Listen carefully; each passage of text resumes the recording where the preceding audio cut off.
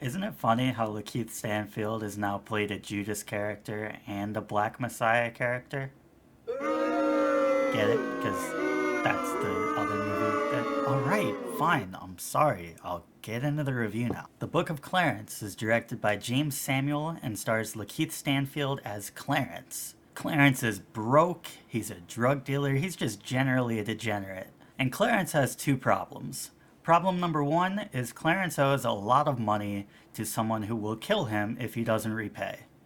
And problem number two is that he is in love with the sister of the person that he owes money to. And while Clarence is pondering how to get out of his predicament, he sees Jesus and his followers, and he gets an idea. Clarence decides that he's going to grift by pretending to be a messiah. This way, he can gain money by performing fake miracles, and he can gain status so that he can gain favor with the woman he's in love with. But he gets a little bit carried away, and that causes problems for him.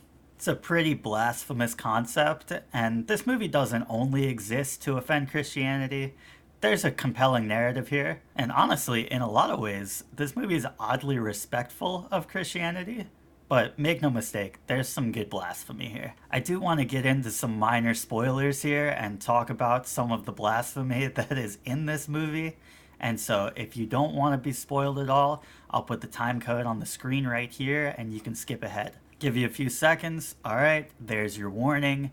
Let's get into it. The very first scene in this movie is Clarence drag racing in chariots against Mary Magdalene. This movie also has a scene where Clarence asks Mary, mother of Jesus, how Jesus performs his miracles. But he doesn't call them miracles, he only calls them illusions or tricks.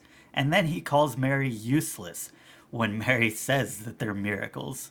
Not only does this movie imply that Jesus was black, but also that the traditional white Jesus was just some random homeless man that people thought looked holy. So yeah, the evangelicals are not going to like this one, and about halfway through my movie, some old white guy behind me walked out. Let's talk about the good things in this movie. First, this movie is surprisingly well shot.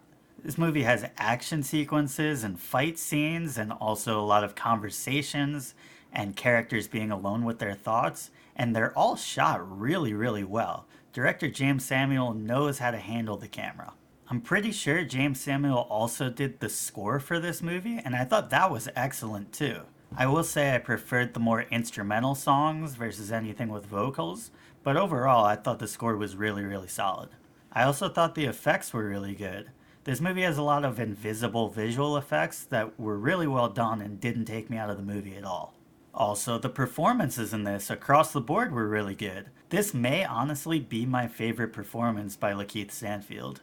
I feel like a lot of times he gets cast as this cool, normal guy, or this well-adjusted character that acts as a heel character for a ridiculous main character, like Adam Sandler in Uncut Gems. It's game night, you should be stretching out. What is he, a coach? Nah, he's just a fucking crazy ass. But that's not really the case here. He does still have that charismatic aura, but he really gets to show off his range, and I thought he was excellent. Speaking of charisma, James McAvoy is also in this.